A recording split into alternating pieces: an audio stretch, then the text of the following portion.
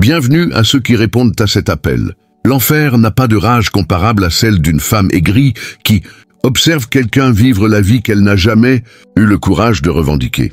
Prenez un moment pour y réfléchir, car derrière certaines des ombres les plus sombres projetées sur vous, il n'y a pas seulement de la jalousie, mais un chagrin masqué. Voici la vérité. L'amertume fait vieillir plus vite que le temps, et rien n'accélère ce processus autant que de voir une personne plus jeune, plus épanouie, plus entière, avancer avec une aisance éclatante, rayonnant d'une liberté qu'elle n'a jamais connue. Et dans ce cas, cette personne, c'est vous, et celle qui rumine en silence, c'est une femme plus âgée qui ne supporte pas de voir votre émancipation. Les psychologues parlent de ressentiment projeté. Spirituellement, il s'agit d'une guerre héritée. Mais soyons honnêtes, parfois, cela ressemble simplement à une matriarche d'église au visage crispé, lançant des regards plus acérés qu'une étoile de ninja et brandissant une Bible qu'elle n'ouvre que pour juger ceux de moins de 35 ans. Elle n'est pas en colère parce que vous avez tort, mais parce que vous avez raison. Et elle n'a jamais eu le courage de l'être. En vous, elle voit la version d'elle-même qu'elle a ensevelie sous les attentes, l'obéissance et la peur. Et pendant que vous prospérez, guérissez, créez et rayonnez sans vous excuser, elle reste enfermée dans le rôle qu'elle a endossé il y a des décennies, celui de la martyre parée de perles qui n'a jamais vraiment vécu. Alors, qu'avez-vous fait précisément pour déclencher cette guerre silencieuse? Quelle part de votre pouvoir l'a poussé à arpenter les lieux? Priez et complotez comme Loki, attachez votre ceinture, car aujourd'hui, nous explorons 14 raisons, brutalement honnêtes, pour lesquelles une femme aigrie, plus âgée et furieuse contre vous, et aucune d'elles n'est ce que vous pourriez imaginer. Et non, ce n'est pas parce que vous avez porté un jean déchiré au brunch, quoique peut-être cela aussi. Allons-y. Numéro 1.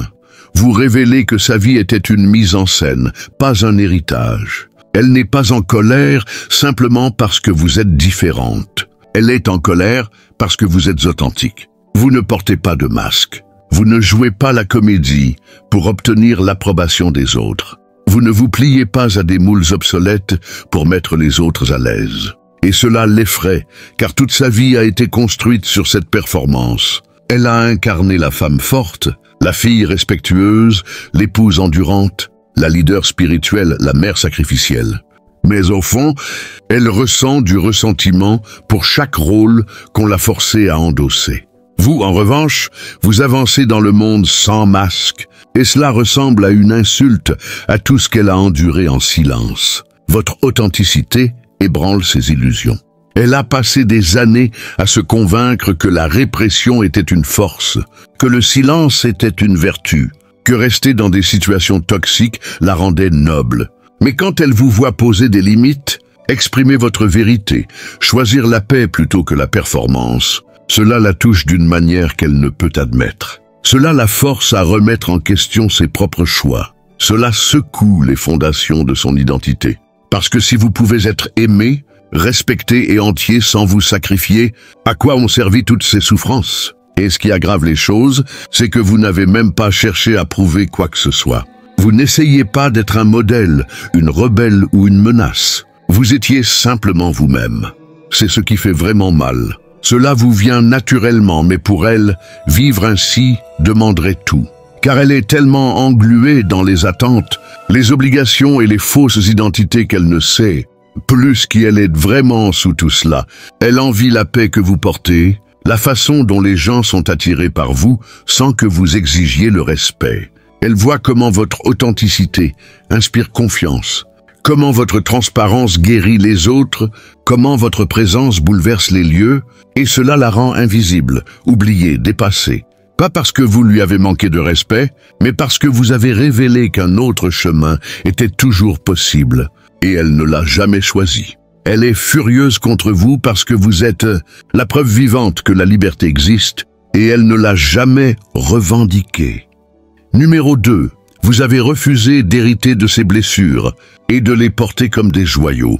Elle ne voulait pas seulement que vous acceptiez sa douleur. Elle voulait que vous l'héritiez comme un bijou de famille. Elle s'attendait à ce que vous le portiez avec fierté, que vous le traitiez comme sacré. Elle voulait que vous adoptiez son amertume, ses stratégies de survie, sa méfiance envers les hommes, son silence, sa peur de prendre de la place. C'était sa vision de l'amour, transmettre la douleur et l'appeler protection. Mais vous ne l'avez pas fait. Vous avez reconnu la dysfonction pour ce qu'elle était, et vous avez pris une décision qu'elle n'a jamais osée. Vous avez brisé le cycle. Cette décision l'a contrariée, car au fond, elle avait besoin de votre assentiment pour valider sa souffrance. Elle avait besoin que vous répétiez le schéma pour se convaincre que ce n'était pas une erreur, mais une tradition. Mais vous avez dit non. Vous avez tout remis en question. Vous avez cessé de considérer la négligence émotionnelle comme normale. Vous avez choisi la thérapie. Vous avez choisi l'honnêteté. Vous avez arrêté de faire semblant lors des réunions familiales. Vous avez dénoncé ce qui était toxique, même si cela signifiait être taxé de manque de respect. Et dès l'instant où vous avez rompu avec ce scénario, sa colère a commencé à couver. Vous n'avez pas seulement guéri, vous l'avez exposé, car votre guérison a mis en lumière le fait qu'elle n'a jamais affronté la sienne. Pendant que vous choisissiez la paix, elle s'accrochait à sa douleur comme si c'était sa seule identité.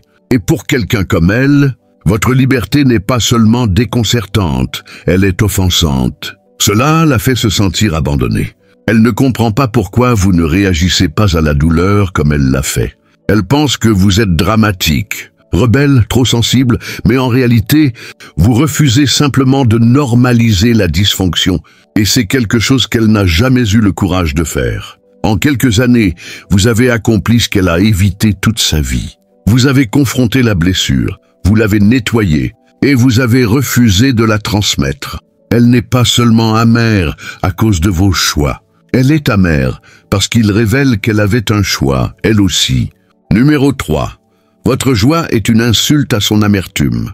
Votre joie est éclatante même sans effort. Elle rayonne dans votre sourire, votre démarche, votre présence. Et pour elle, cette joie est une gifle. Elle ne l'aperçoit pas comme légère ou innocente. Elle la voit comme un défi. Car pour elle, le bonheur n'était pas quelque chose que l'on gagnait. Il fallait souffrir, se sacrifier, saigner pour y prétendre. Et même alors, on n'avait pas le droit de l'afficher. Alors, quand elle vous voit rire librement, aimer ouvertement, choisir la joie comme si c'était votre droit de naissance, cela l'offense. Pas parce que vous faites quelque chose de mal, mais parce que vous faites ce qu'elle n'a jamais pu faire. Elle a passé des décennies à apprendre à survivre, pas à vivre. Son sourire est devenu un masque, pas une expression.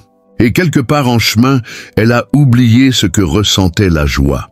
Maintenant, elle vous voit rayonner dans des espaces où elle se recroquevillait. Vous entrez dans des lieux où elle ne se sentait jamais assez bien pour entrer. Vous vous célébrez d'une manière qu'elle n'a jamais été autorisée à faire. Et cela la brûle. Pas parce que vous êtes arrogante, mais parce que vous êtes libre. Son amertume n'est pas seulement ancrée dans la jalousie, elle est enracinée dans le regret. Car elle possédait autrefois cette même lumière. Mais elle a été éteinte par les attentes des autres, la pression patriarcale, la culpabilité religieuse, les traumatismes non guéris. Alors, quand elle vous voit rire, danser, vivre sans vous excuser, quelque chose en elle souffre. Et au lieu de l'admettre, elle vous attaque. Elle trouve des défauts dans votre confiance. Elle se moque de votre bonheur. Elle essaye de vous ramener dans la cage qu'elle s'est construite. Mais ce qui la déstabilise vraiment, c'est que votre joie ne vient pas d'une vie facile. Elle naît de votre capacité à vous relever de la douleur. Vous avez gagné cette paix et cela se voit. Votre joie est empreinte de profondeur, de sagesse et de survie. Et c'est avec cela qu'elle ne peut rivaliser, car elle croit encore que la joie doit être différée jusqu'à ce que la souffrance soit terminée. Vous, cependant, avez choisi de réécrire cette histoire. Vous avez trouvé la joie dans les cendres, et cela lui donne l'impression d'avoir manqué sa chance. Numéro 4. Vous avez le courage d'affronter les monstres. Elle a passé des années à se taire pour préserver la paix. Elle a conclu des compromis avec la dysfonction. Elle a gardé des secrets qui la rongeaient de l'intérieur pour que la famille paraisse stable. Le mariage semble béni, l'agresseur reste protégé, la communauté échappe à la honte. Elle appelait cela de la survie. Elle se disait que c'était de la force, mais en réalité, c'était une capitulation. Pas celle qui est sainte, mais celle qui abandonne son pouvoir sans jamais le réclamer. Elle s'est convaincue que jouer petit était de la sagesse, que rester silencieuse était noble, que détourner le regard était de l'amour. Et pendant des années, ce mensonge l'a aidée à dormir la nuit. Puis vous êtes arrivé sans peur, sans excuse et sans volonté de continuer à faire semblant. Vous n'avez pas seulement questionné le silence, vous l'avez brisé. Vous n'avez pas protégé le prédateur, vous l'avez nommé. Vous n'avez pas excusé le cycle, vous l'avez appelé par son nom.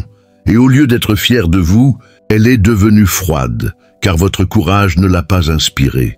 Il l'a confrontée. Il lui a rappelé chaque fois qu'elle a détourné le regard, chaque fois qu'elle a défendu la mauvaise personne, chaque fois qu'elle a ravalé sa voix et s'est étouffée de regrets.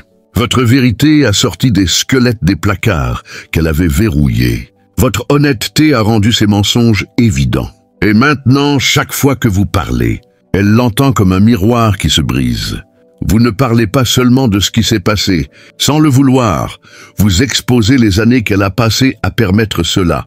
Et cela coupe plus profondément que tout le reste. Pas parce que vous avez tort, mais parce qu'elle sait que vous avez raison.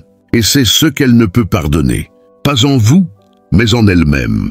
Vous n'avez pas seulement brisé les malédictions générationnelles, vous avez brisé le silence qui les protégeait. Et ce niveau de courage est quelque chose qu'elle n'a jamais trouvé en elle. Alors, au lieu d'affronter sa propre honte, elle la projette sur vous. Elle vous traite de rebelle, d'irrespectueuse, de dramatique, mais en vérité, elle est simplement en colère que vous ayez eu le courage d'affronter ce qu'elle a évité toute sa vie. Numéro 5. Vous avez trouvé votre voie sans demander sa permission.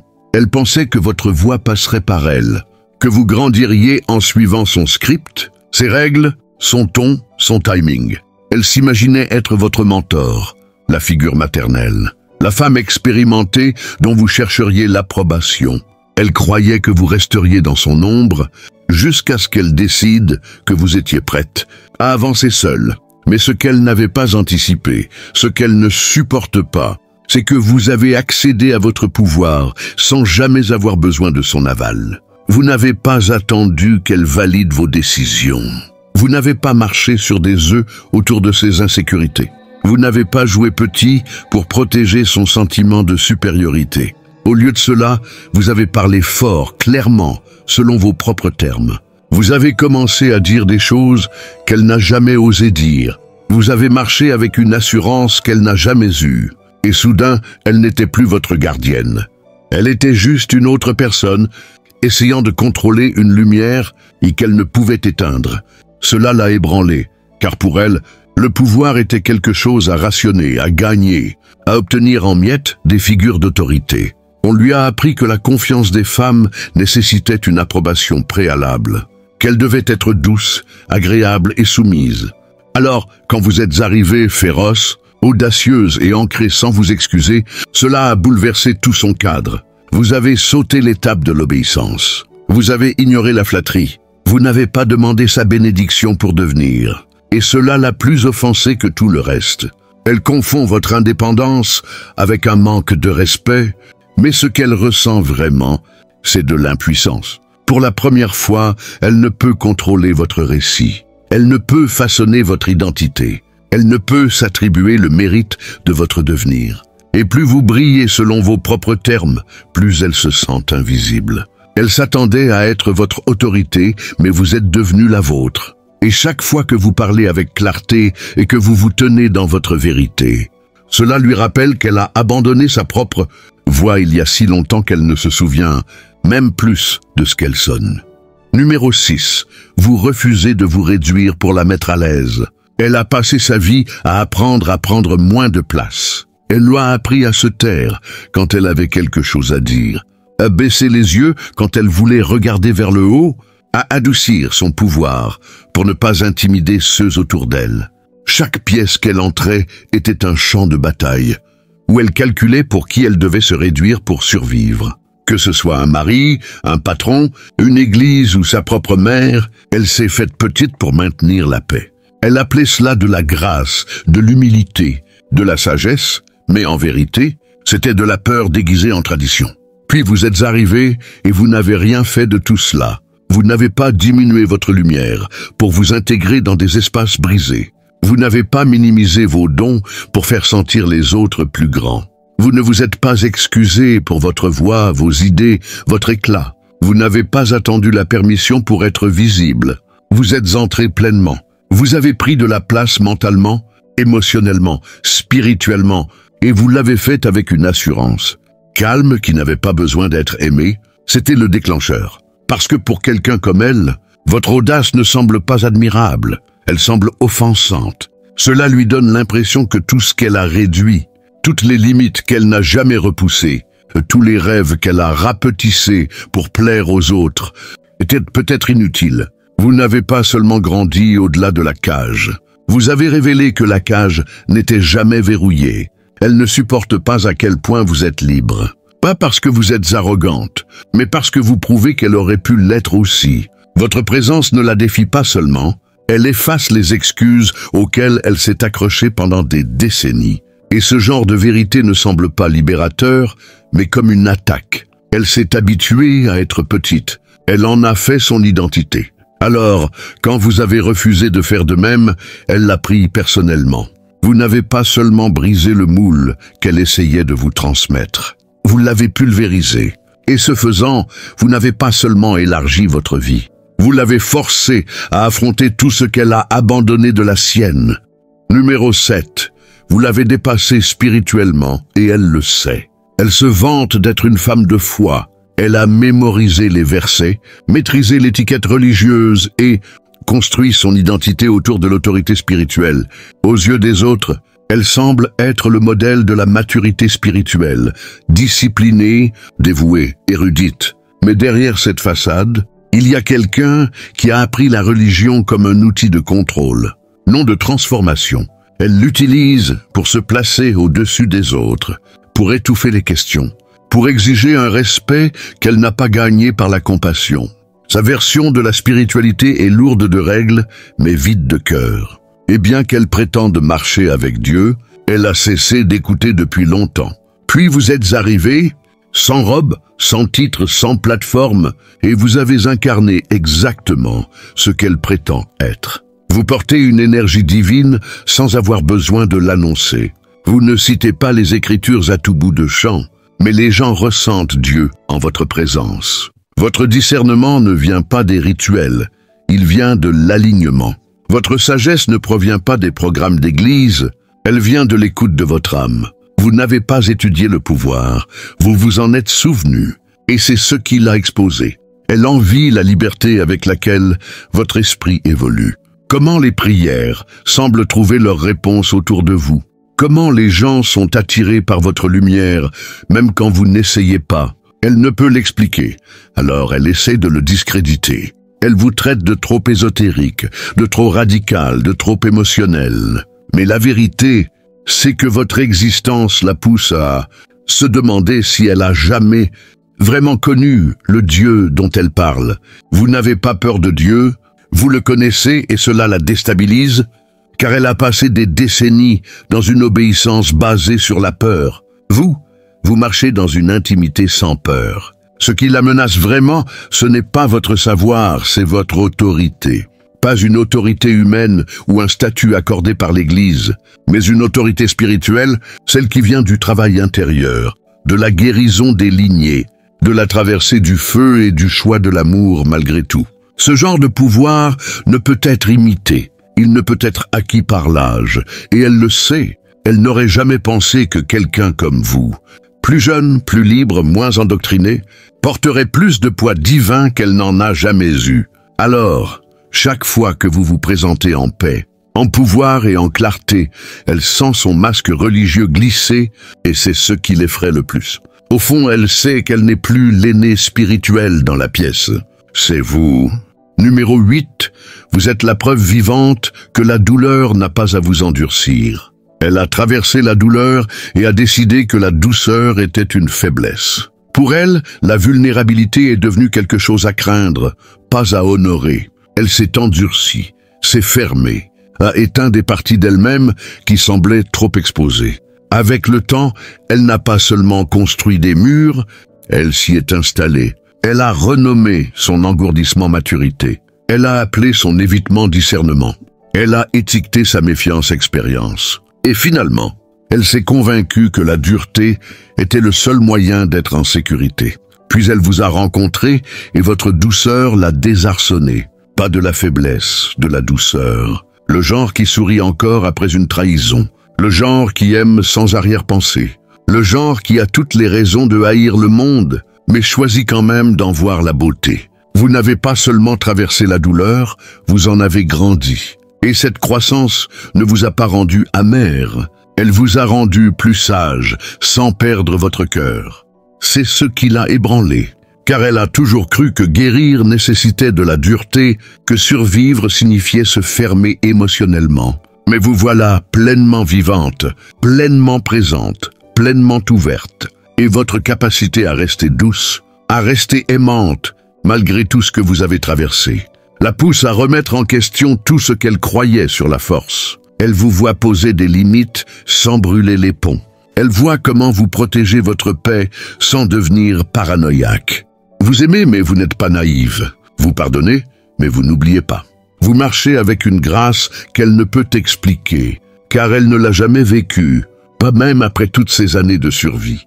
Cela la menace, car votre vie l'oblige à se demander « Et si je n'avais pas eu à devenir froide pour me sentir en sécurité? Et si j'avais pu guérir sans devenir dure ?» Ce sont des questions auxquelles elle ne veut pas répondre. Car si la réponse est oui, cela signifie que toute l'armure qu'elle a construite était peut-être inutile. Toutes les années passées à repousser, les gens étaient peut-être fondés sur la peur, pas sur la sagesse. Vous êtes la preuve vivante que les cicatrices n'ont pas à devenir des boucliers, que la douleur n'a pas à devenir une personnalité. Et c'est ce qui la met mal à l'aise, car votre douceur n'est pas seulement de la force, c'est la vérité. Et cela contredit l'histoire qu'elle s'est racontée pour survivre. Numéro 9. Elle déteste que les gens gravitent autour de vous sans effort. Elle a passé la majeure partie de sa vie à travailler pour attirer l'attention, à se façonner pour être remarquée, respectée, louée. Elle a appris à jouer la force, à parler comme il faut, à exiger une reconnaissance, même quand elle n'était pas méritée. Elle pense que le pouvoir est quelque chose pour lequel on se bat, quelque chose qu'on force les gens à voir. Alors, quand elle vous voit attirer les gens sans effort, elle se sent invisible d'une manière qui la consume de l'intérieur. Vous ne courez pas après la validation. Vous ne quémandez pas une place à la table. Vous n'avez pas à élever la voix pour être entendue ou à exagérer votre douleur pour être vue. Les gens vous ressentent tout simplement. Ils vous respectent avant même que vous parliez. Ils sont loyaux sans avoir besoin d'une récompense, et c'est ce qu'elle ne supporte pas. Car dans son monde, l'approbation est une monnaie. C'est quelque chose qu'on manipule, qu'on planifie, et parfois qu'on fait culpabiliser les gens pour l'obtenir. Mais vous l'obtenez sans lever le petit doigt, et elle ne sait pas comment rivaliser avec cela. Elle vous regarde entrer dans des pièces et changer l'énergie sans essayer. Elle voit comment les gens se penchent quand vous parlez, comment ils s'illuminent en votre présence, comment ils vous font confiance pour des choses qu'ils ne confieraient à personne d'autre. Et cela la rend folle, car dans son monde, tous ses efforts, chaque performance, chaque version soigneusement construite d'elle-même n'ont servi à rien. Peu importe à quel point elle crie fort, elle ne peut reproduire votre présence. La vérité, c'est que vous portez quelque chose qu'elle n'a pas, une résonance authentique. Ce n'est pas une question de physique, de titre ou du nombre de versets qu'elle peut réciter. Ce n'est pas une question de temps passé sur cette terre ou du nombre de personnes qu'elle a impressionnées. C'est une question de ce qui émane de vous, une clarté intérieure profonde, une énergie guérie, une vérité ancrée. Vous rayonnez quelque chose de réel et les gens s'y sentent en sécurité. Elle envie la loyauté que vous inspirez, mais ne réalise pas que ce n'est pas quelque chose que vous exigez. C'est quelque chose que vous incarnez et cela la ronge en silence. Pas parce qu'elle pense que vous ne le méritez pas, mais parce qu'au fond, elle sait qu'elle ne l'a jamais gagné de la même manière que vous. Numéro 10. Vous avez involontairement démantelé son trône narcissique. Elle a créé un monde où elle était toujours au centre, émotionnellement, spirituellement, voire moralement, tout le monde avait un rôle, et chaque rôle était conçu pour protéger son image.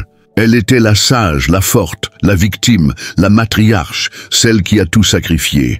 Et votre rôle était de rester petite, blessée, dépendante de son approbation. Vous étiez censée être celle qui ne fait jamais tout à fait bien, celle dont l'éclat ne devait jamais surpasser le sien. Cet équilibre la rendait importante. Votre fragilité n'était pas seulement tolérée, elle était nécessaire pour maintenir son piédestal stable. Mais vous avez brisé ce scénario. Vous avez guéri, vous avez évolué, vous avez cessé de jouer le rôle subalterne. Vous avez cessé d'apparaître comme celle qui dépend d'elle. Vous avez cessé d'avoir besoin de sa permission, de ses éloges, de sa validation. Et ce faisant, vous avez involontairement fait s'effondrer la structure de pouvoir sur laquelle elle avait construit son identité. Sans même vous en rendre compte, vous avez démantelé le trône fragile sur lequel elle trônait. Un trône qui ne fonctionnait que si vous restiez en dessous d'elle. Elle ne voulait pas que vous vous éleviez. Elle voulait que vous restiez fracturé pour qu'elle reste pertinente. Vos blessures la faisaient se sentir supérieure. Votre confusion la faisait se sentir sage. Votre silence la faisait se sentir puissante. Alors, quand vous avez trouvé votre voie, quand vous êtes entré dans votre pouvoir, quand vous avez commencé à obtenir le respect qu'elle manipulait, pour obtenir des autres, cela a déclenché quelque chose de profond et de douloureux en elle.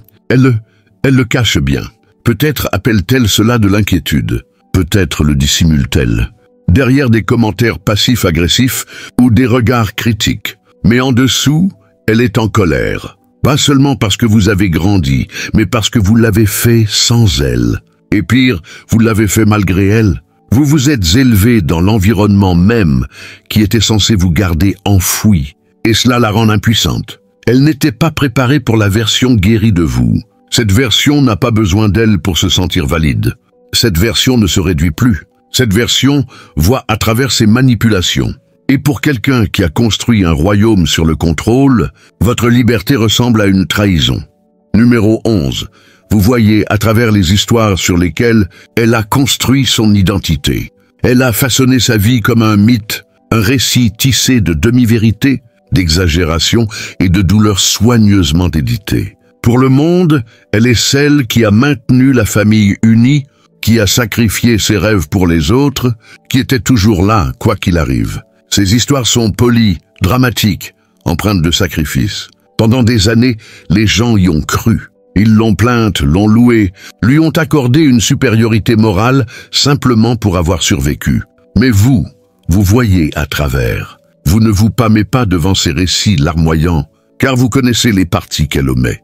Vous ne vénérez pas sa souffrance, car vous reconnaissez comment elle l'a utilisée comme une monnaie.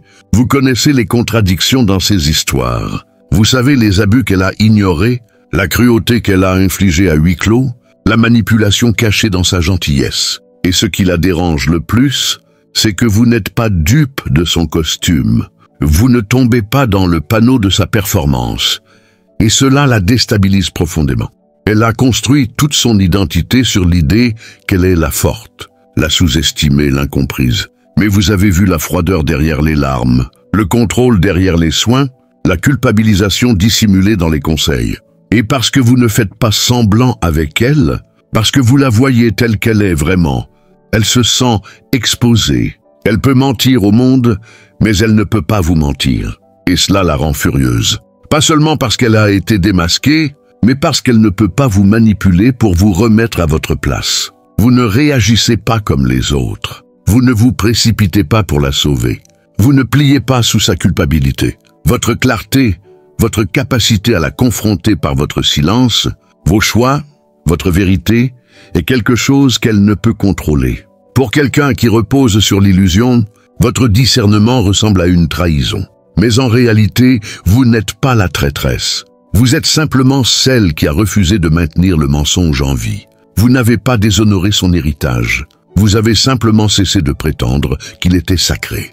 Et pour une femme qui a construit son pouvoir sur une histoire révisionniste, votre capacité à vous souvenir précisément est plus dangereuse que tout le reste. Numéro 12. Vous faites en quelques années ce qu'elle a échoué à faire en une vie. Vous n'avez pas attendu qu'on vienne vous sauver. Vous n'avez pas attendu vos 50 ans pour commencer à guérir. Vous n'avez pas laissé le traumatisme s'infecter jusqu'à ce qu'il se solidifie en identité. Vous avez ressenti la dysfonction? Vous l'avez affronté de front et vous avez commencé à changer, même quand cela faisait mal. Et ce qui la met le plus mal à l'aise, c'est que vous faites tout cela rapidement, avec conscience, avec courage, sans autre modèle que le vôtre. Vous n'êtes pas parfaite, mais vous avancez. Vous transformez des lignes de temps dans lesquelles elle est restée coincée pendant des décennies, et elle ne sait pas si elle doit vous envier ou vous craindre. Elle a passé des années à justifier sa stagnation, à se dire que le moment n'était pas le bon, qu'il était trop tard, qu'elle n'avait pas les outils, le langage ou le soutien. Elle a enterré sa transformation sous les obligations et les distractions. Dans son esprit, cela lui donnait du temps. Mais vous êtes arrivé avec votre clarté, vos prises de conscience spirituelles, votre travail intérieur, vos limites de guérison. Et soudain, ces excuses ont commencé à ressembler à ce qu'elles étaient vraiment, de l'évitement. Elle se dit que vous êtes simplement chanceuse, que vous avez eu la vie plus facile, que le monde est différent maintenant. Mais elle sait que ce n'est pas vrai. Elle voit combien vous avez lutté, combien vous avez porté, et pourtant, vous la dépassez. Pas par compétition, mais par évolution. Vous avez pardonné des choses qu'elle conserve encore comme des trophées. Vous avez lâché prise sur des récits qu'elle répète encore pour rester pertinentes. En 5 ans, vous accomplissez ce qu'elle n'a pas réalisé en 5 décennies. Et c'est une réalité qu'elle ne peut digérer, sans s'étouffer avec son propre regret. Ce n'est pas seulement la rapidité qui la dérange, c'est la profondeur. Votre transformation n'est pas superficielle, elle est enracinée. Vous guérissez des blessures ancestrales, brisez des schémas, déverrouillez des niveaux de conscience qu'elle n'a jamais imaginé possibles. Et cela la rend insignifiante, comme une VHS dans un monde de streaming. Pas parce que vous lui avez manqué de respect, mais parce que vous l'avez tranquillement dépassée. Et son vision du monde n'a pas de place pour cela. Elle n'est pas en colère parce que vous avez évolué. Elle est en colère parce que votre évolution lui rappelle qu'elle ne l'a jamais fait. Numéro 13, vous êtes tout ce qu'elle a prétendu être. Elle s'est construite à partir de performances. Chaque version d'elle, polie, posée, puissante, a été conçue pour obtenir des applaudissements. Elle a créé des identités pour gagner l'approbation, l'admiration, peut-être même un sentiment de sécurité. Pour le monde extérieur, elle semblait accomplie, juste, respectée. Mais sous tout cela, elle était fragmentée. Elle changeait constamment de forme, gérait constamment les perceptions, s'épuisait à maintenir l'illusion d'être quelqu'un qu'elle ne se sentait jamais être à l'intérieur, puis vous êtes arrivé, réel, brut, sans filtre et sans effort. Vous portiez la présence même qu'elle a passé sa vie à feindre. Vous n'aviez pas besoin d'un titre pour être respecté. Vous n'aviez pas besoin de citer des doctrines spirituelles pour sembler sage. Vous n'aviez pas besoin de manipuler votre voix ou de réduire votre esprit pour vous sentir accepté. Vous étiez tout simplement, et les gens l'ont ressenti. Ils vous ont fait confiance, se sont tournés vers vous, vous ont écouté. Non parce que vous l'exigiez, mais parce que votre authenticité l'attirait. C'est ce qui l'a profondément blessée. Elle portait la force comme une armure. Vous êtes devenue forte en guérissant. Elle portait la confiance comme un masque. Vous êtes confiante parce que vous vous connaissez. Elle utilisait la performance pour gagner de l'influence. Vous influencez les autres simplement en étant entière. Et ce qui la brûle le plus, c'est que tout le monde peut sentir la différence. Les gens ne connaissent peut-être pas toute l'histoire, mais ils savent ce qui est réel, et vous, vous l'êtes. Elle a passé des années à essayer d'être ce que vous êtes naturellement. Chaque fois que quelqu'un vous valorise pour votre vérité, elle ressent le poids de ses propres mensonges. Chaque fois que vous parlez avec clarté et vulnérabilité, cela lui rappelle depuis combien de temps elle se cache derrière des murs. Vous vivez d'une manière dont elle n'a fait que rêver. Et parce qu'elle ne s'est jamais accordé cette liberté, votre présence devient un miroir qu'elle n'a pas demandé, mais dont elle ne peut détourner le regard. Ce n'est pas juste de la jalousie, c'est du chagrin. Elle pleure la version d'elle-même qu'elle n'a jamais eu le courage d'être. Numéro 14. Vous avez refusé d'adorer son traumatisme et elle l'a pris comme une rébellion. Elle ne voulait pas seulement de l'empathie, elle voulait de l'allégeance. Elle voulait que vous prouviez votre amour en répétant sa souffrance, que vous passiez par le même feu, non pas parce que vous le deviez, mais parce qu'elle l'a fait. Dans son esprit, la loyauté signifiait accepter que sa douleur était sacrée, que son combat était nécessaire, que ses blessures étaient de la forme la plus élevée d'identité. Et quand vous n'avez pas suivi ses choix, quand vous avez commencé à guérir au lieu de souffrir, elle l'a vu comme une trahison personnelle. Elle s'attendait à ce que vous mainteniez la douleur en vie, que vous la portiez comme un badge, que vous supportiez le poids générationnel sans jamais demander pourquoi on vous l'avait transmis. Mais vous l'avez questionné. Vous avez demandé pourquoi tout devait être si dur. Pourquoi la douleur devait-elle être glorifiée? Pourquoi guérir était-il traité comme une trahison? Et ce questionnement seul l'a fait se sentir comme si vous déshonoriez son expérience. Mais vous ne vous rebelliez pas, vous vous libériez. Vous ne manquiez pas de respect à sa douleur. Vous refusiez de la laisser vous enchaîner. Vous avez pris ce qui a essayé de vous détruire et vous en avez fait quelque chose de sacré. Vous avez transformé le silence en sagesse. Vous avez transformé la trahison en limite. Vous avez transformé le chagrin en clarté. Vous n'êtes pas resté dans le traumatisme, vous l'avez transcendé, et c'est ce qui l'a mise mal à l'aise. Pour elle, la douleur était devenue un refuge, un endroit où elle pouvait être plainte, protégée, louée. Elle a construit son identité autour de cela, et quiconque choisissait de vivre différemment semblait être une menace pour ce temple. Vous n'y avez pas adoré, vous vous en êtes éloigné. Et ce faisant, vous êtes devenu quelque chose qu'elle ne comprenait pas, libre. Elle n'est pas en colère parce que vous avez guéri. Elle est en colère parce que vous avez refusé de croire que souffrir était la seule façon de prouver votre force. Elle est en colère parce que vous avez redéfini la loyauté, non comme des blessures partagées, mais comme une vérité partagée. Et au fond, elle sait que votre chemin a requis plus de courage que le sien n'en a jamais eu. Vous avez choisi d'honorer son passé sans le répéter. Vous avez honoré sa douleur sans construire votre maison dedans. Et plus que tout, cela ressemblait à une rébellion, car cela l'a forcée à affronter la question qu'elle a évitée toute sa vie. Toute cette douleur était-elle vraiment nécessaire? Ou est-ce que je n'ai simplement jamais choisi de la quitter? La fureur qu'elle ressent envers vous n'est pas vraiment à propos de vous. C'est à propos de ce que vous représentez. Vous êtes une contradiction vivante à chaque mensonge qu'elle s'est raconté pour survivre. Vous êtes la version guérie qu'elle ne croyait pas possible. Vous êtes la preuve que la douleur n'avait pas à devenir une prison, que la féminité n'exige pas de se réduire, que l'amour n'exige pas le martyre, que Dieu n'exige pas la performance et que l'identité n'exige pas de permission. Votre existence met en lumière tout ce qu'elle a enterré et c'est pourquoi elle vous combat, pas avec des poings, mais avec le silence, l'ombre et un sabotage subtil. Parce qu'accepter votre pouvoir signifierait admettre qu'elle a abandonné le sien. Embrasser votre vérité signifierait reconnaître qu'elle a passé sa vie à performer au lieu de devenir. Et c'est un chagrin qu'elle ne sait pas comment affronter. Mais rien de tout cela ne devrait ternir votre lumière. Son ressentiment n'est pas votre responsabilité. Son amertume n'est pas votre fardeau. Vous n'êtes pas là pour rester petite afin que les autres se sentent grands. Vous n'êtes pas là pour hériter de la souffrance comme une tradition familiale. Vous n'êtes pas là pour vous agenouiller devant des autels construits à partir de blessures non guéries. Vous êtes là pour marcher dans la vérité, pour vous élever, pour vous libérer. Et ce faisant, vous libérez des générations passées et futures. Alors, laissez-la être mal à l'aise. Laissez-la projeter, laissez-la grogner d'incrédulité pendant que vous rayonnez en paix. Vous n'êtes pas son ennemi. Vous êtes son miroir non choisi.